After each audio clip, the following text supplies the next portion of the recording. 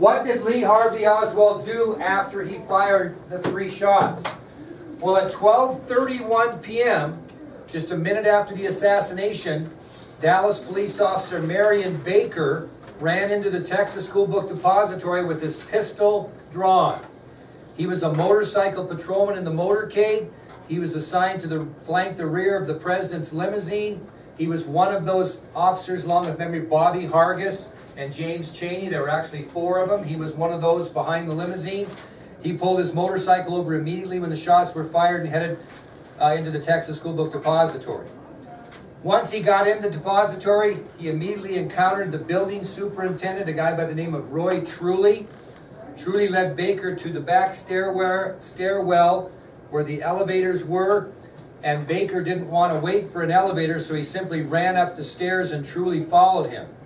Well, on the way up the stairs on the 2nd floor of the depository, Baker could see a man in a room through a glass door. And he confronted the man and asked Superintendent Truly, quote, "Do you know this man? Does he work here?" And Truly responded to Baker, "Yes, he works for me."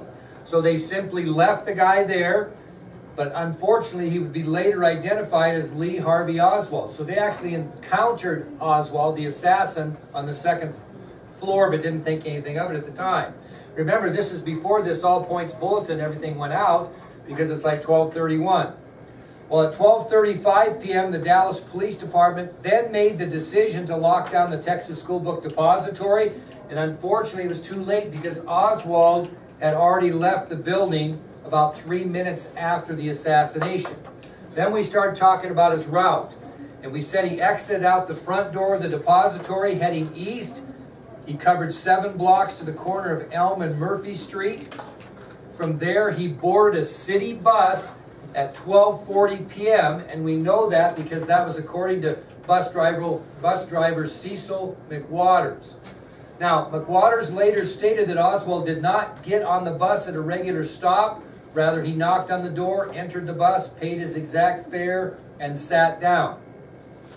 Now, because of the heavy traffic that slowed the bus down because of the conflict and chaos in Daley Plaza, Oswald got impatient and he left the bus at 12:44 p.m. And I did give you a copy of that bus ticket on the back of where that gun was located. Well, after he left the bus, Oswald walked a short distance to a nearby Greyhound bus station, and he caught a taxi cab at 12:47 p.m. And he asked the driver, William Whaley, to take him to the 500 block of North Beckley Street, which was in Oak Cliff, which was a suburb of Dallas. Driver Wheatley began the ride. He stated to Oswald, quote, "I wonder what the hell this uproar is all about." And Whaley later stated that Oswald didn't answer, so he figured he's just one of those passengers that didn't like to talk, had other things on his mind. Well, Oswald was dropped off at the corner of Neely and Beckley Street at 12:54 p.m., which was 3 blocks beyond where the boarding house was that he lived. So he actually walked those 3 blocks back to the boarding house, and which was kind of weird, is they actually drove by the boarding house and dropped him off, and then he walked back. So he had in his mind he didn't want anyone to really know where he was going. So he departed the taxi cab. He walked back to the boarding house, which was located at 1026 North Beckley Street. He got there at 12:59. He grabbed a light-colored coat and his .38 caliber revolver and left the boarding house at 1:03 p.m. How do we know that? Because Earlene Roberts, who was a housekeeper for one of the residents, was later quoted as saying, "Oswald was not running but using a fast walk when he entered the boarding house. He went out walking fast the same way as I was listening to the broadcast about Kennedy." So he went into his boarding house, and I explained to the kids the other day, it's a very small room that he was in. His room, like I mentioned, would probably cover maybe these 2 rows of desks right here. That was his room. He had a bed, a light, and just a kind of a Chester drawer, so to speak, real crude Chester drawer that he had there. That was it. But this boarding house had like 14 different rooms like that the lady boarded out. He happened to have one of them.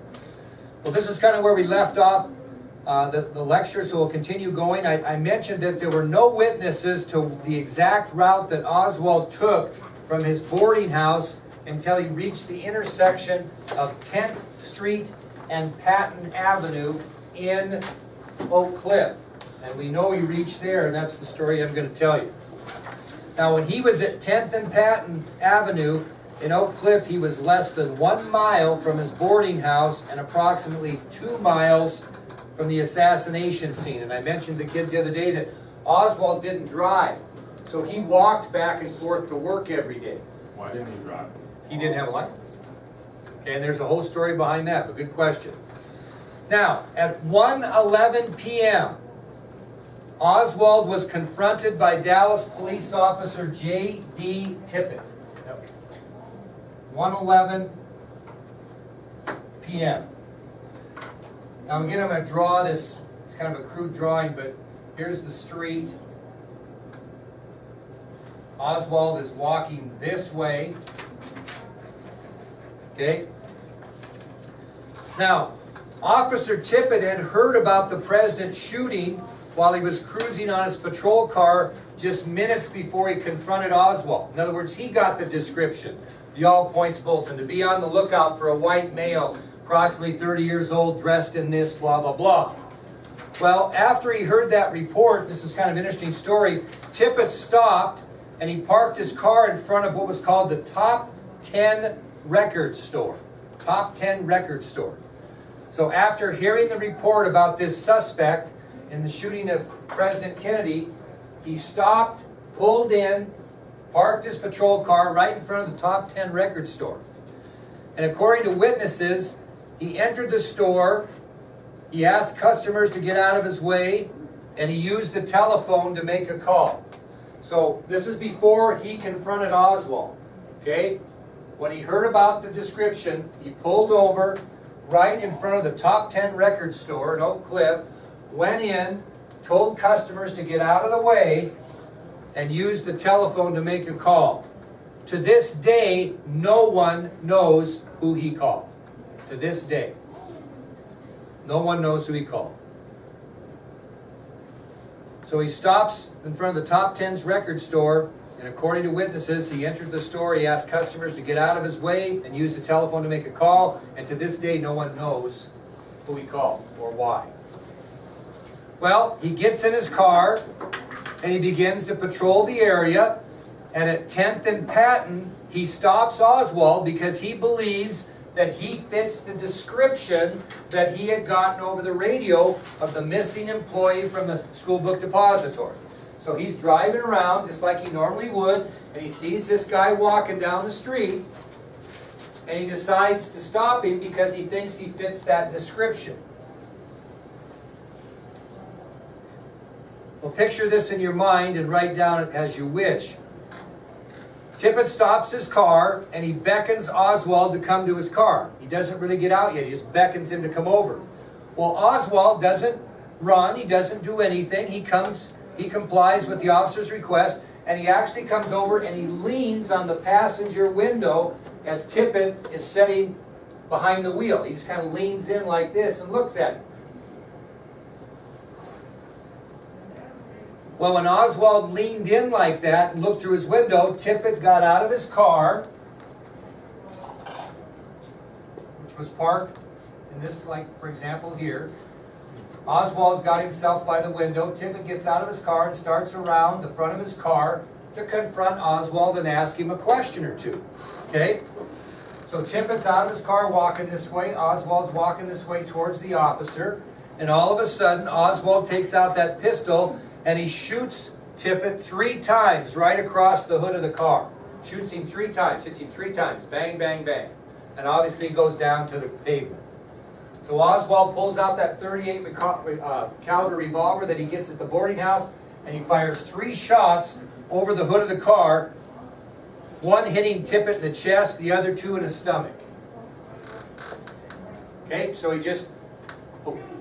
Tippit comes out in front of the car to confront him. Oswald comes around toward the front, pulls out his .38, fires 3 shots from that .38, hits Tippit in the chest and twice in the stomach. And Tippit goes down. Well, Oswald, after shooting Tippit, continues his circle, puts the pistol down, and fires a 4th shot right in his temple. So, I mean, this guy was intending to kill this police officer, no question. Now, you're probably thinking, how do we know that? Well, the shooting was witnessed by about a dozen people, including a cab driver by the name of William Scoggins and a lady on a walk by the name of Helen Markham.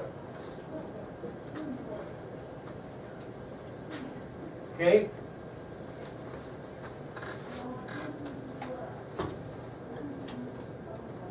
So a cab driver by the name of William Scoggins and another civilian by the name of Helen Markham witnessed this along with other people.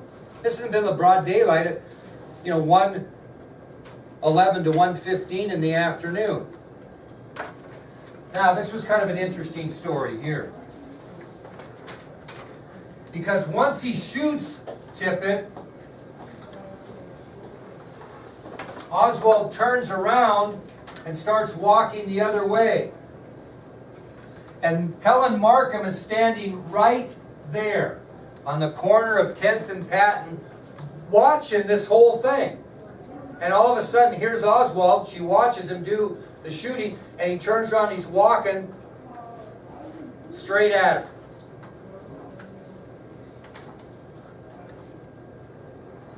Well, as he's walking, he empties those spent shell casings from his pistol, and they end up on the boulevard grass as he's walking back. So he shoots Tippit 3 times, once in the chest, twice in the stomach, reaches around, shoots the final shot in his temple, turns around, empties the spent shells out of the pistol into the grass along the boulevard, and walks right straight towards Helen Markham, who's just standing there. Can you imagine? I don't even, just submit it through my access, is this possible? Yes. Okay, submit it through my She's so terrified that she, what does she think he's going to do probably? Shoot her. She's so terrified she just stands like this and covers her eyes. Just keeps, and doesn't really know where he goes from that. So he's walking right with her, emptying the shell casings, getting his pistol ready, and she's so terrified she just closes her eyes and stands there. So Oswald continues.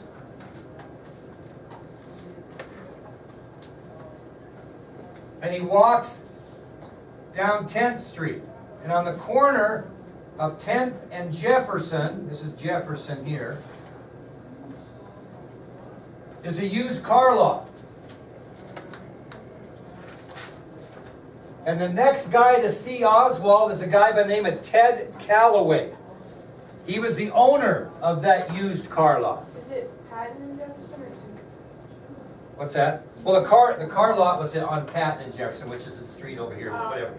Okay, but here we got 10th and Patton. No, I got it backwards, I'm sorry. Patton and 10th. Yes, it was Patton and Jefferson right here. Okay, this is 10th, this is Patton, thank you. So he's walking down Patton, and the car dealership is Patton and Jefferson. Well, what Calloway does is when he hears these shots, he comes from the car dealer and he walks down the sidewalk and he looks right at Oswald. And he says, "Hey man, what the hell is going on?" He looks right at him. And he says, "Hey man, what the hell is going on?" And according to Calloway in a later police report, he said that Oswald was holding a gun in the raised pistol position. So he had this pistol like this as he walked towards Markham after emptying the spent shells, and as he walked down Patton towards Jefferson, he had the pistol in what Calloway described as the raised pistol position. And right about there, he says to him, "Hey man, what the hell is going on?"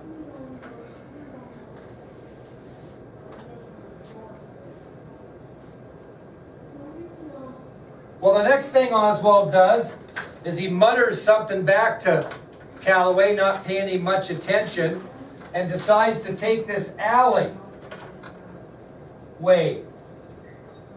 And he heads down the alley.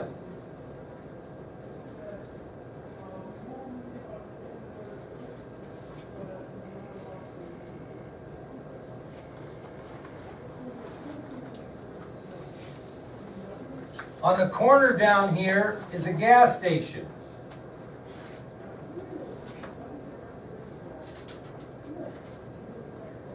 And as he walks by the gas station, Oswald, he discards his light colored jacket.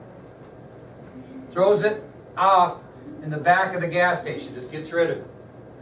So he drops his jacket off at the back of the gas station and then just heads down this street and hooks onto Jefferson, going this way. So Oswald has shot Tippit.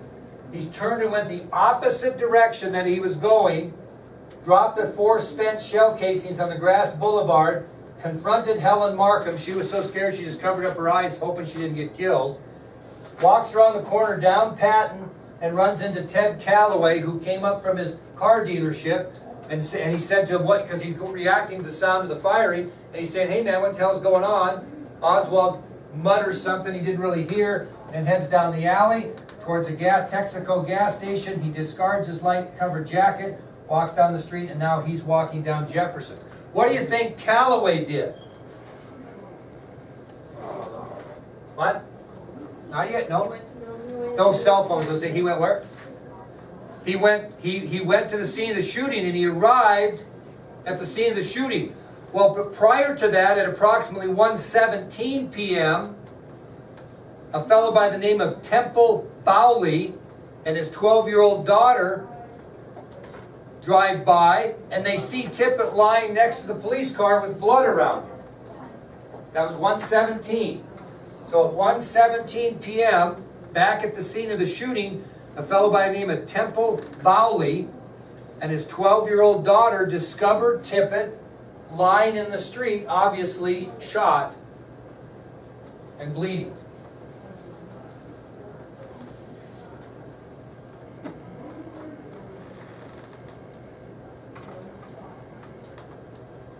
They're doing this as Calloway is walking to the scene of the shooting. He hasn't gotten there yet.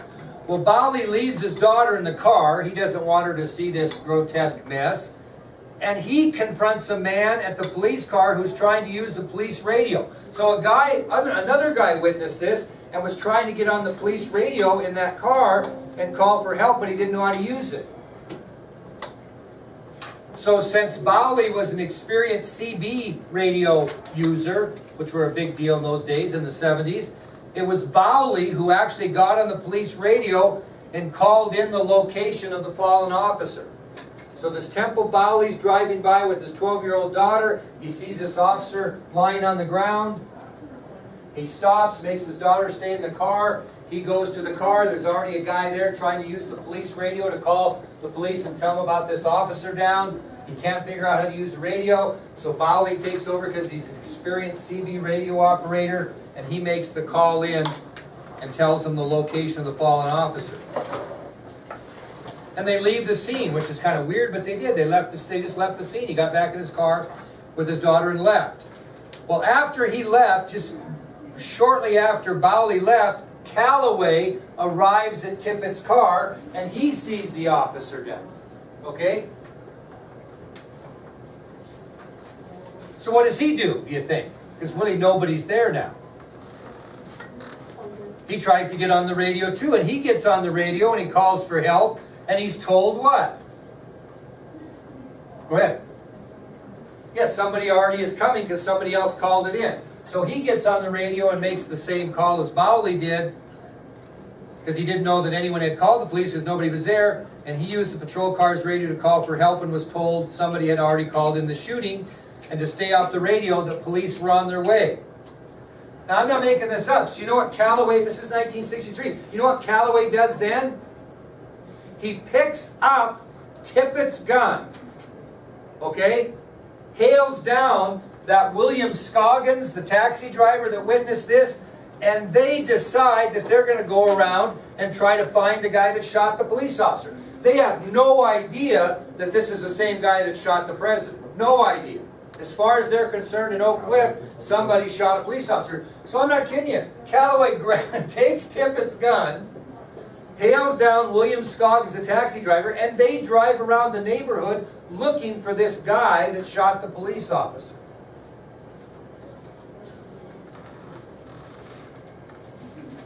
Where's Oswald?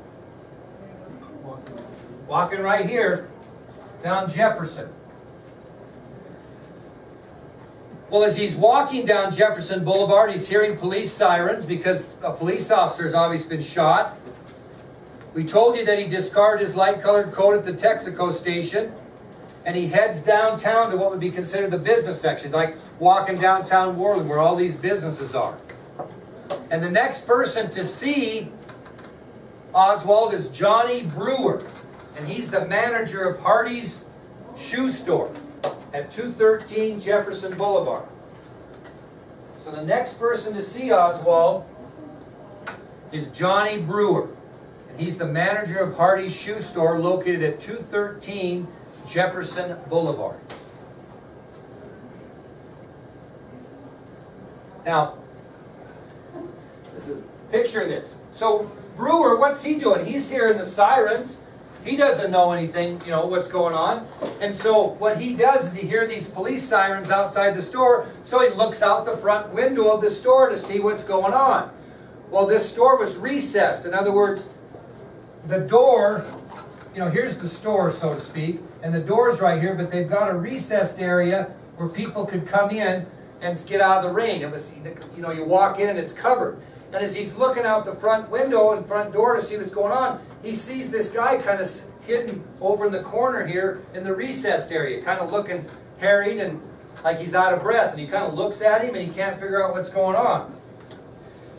Okay, and this is what he was later quoted as saying about that side of Oswald. He said, he looked scared and his shirt tail was not tucked in as if he had been running. And he sits there and looks at him a while, and he looks up and whatever, and Oswald leaves that recessed area, and I'm going to show you this, and then he goes right, turns right, and heads towards what we know now as the Texas Theater, which is down